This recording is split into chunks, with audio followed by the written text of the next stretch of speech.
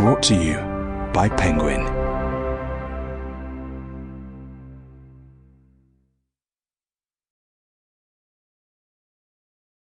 Flirting with Disaster by Naina Kumar. Read by Sunila Nankani.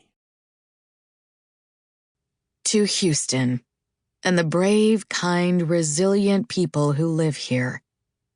There's nowhere else I'd rather call home. 7 years ago. I opened my eyes to a face entirely too close to mine. I can't take in the full picture, but I catalog the features I see. A large nose, morning stubble, a firm mouth that's partly open, releasing small, warm breaths that puff against my skin.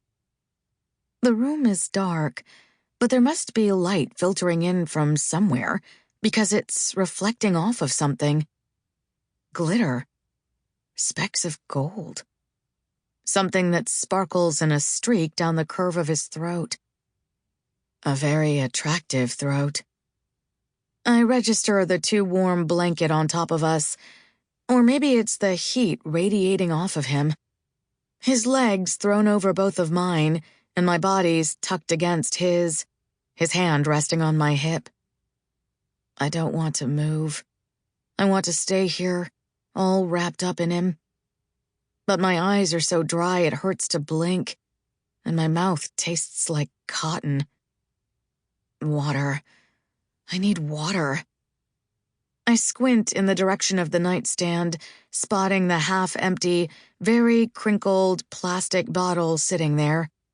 As I reach for it, light bounces off of something else, but it's not glitter this time. It's a ring. A diamond ring. I pick it up off the table, running my thumb across the solitaire. I suspect it's not real, and when my nail accidentally scrapes the metal, pieces of gold varnish flake off, confirming my suspicion. Who knows where we got this from? Last night is a blur. Maybe it came out of a slot machine. Maybe it was a prize, some cheap, plasticky bauble. I set it back down, but at this angle, I notice there's a bit of engraving on the inside. I peer closer, raising it higher to get a better look.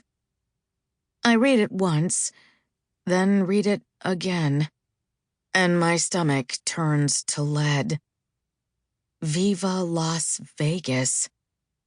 On their own, those words would be fine. My memory is coming back to me in pieces. I know we're in Vegas, and I know the man beside me is the man I'm falling in love with, but that doesn't mean I'm prepared for the 2 words that follow. Wedding chapel. Viva Las Vegas, wedding chapel. Nikhil, I whisper, shaking his shoulder gently. Nikhil. His eyes are hesitant to open. They flutter a couple of times, his body fighting for more sleep, before finally giving in. He blinks in confusion, and then a moment later, recognition sparks.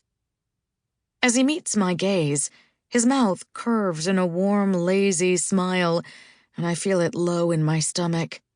Desire pierces through my panic, curling within me like smoke. Good morning, he says, his voice all gruff and hoarse. He always sounds like this when he first wakes up, and it's quickly become my favorite alarm. I love the way he whispers in my ear, the way he follows it by brushing his lips along my cheekbone. I've never known anyone like Nikhil. I've never been known by anyone like Nikhil. I've never had anyone see all the broken, scarred, awful parts of me and choose me anyway. This summer should have been the worst of my life with all my anxiety surrounding preparation for the bar exam, and there has been plenty of that. Nikhil saw me at my lowest when I was studying, crying and stressed and unsure, but somehow he made it better. Sample complete. Ready to continue?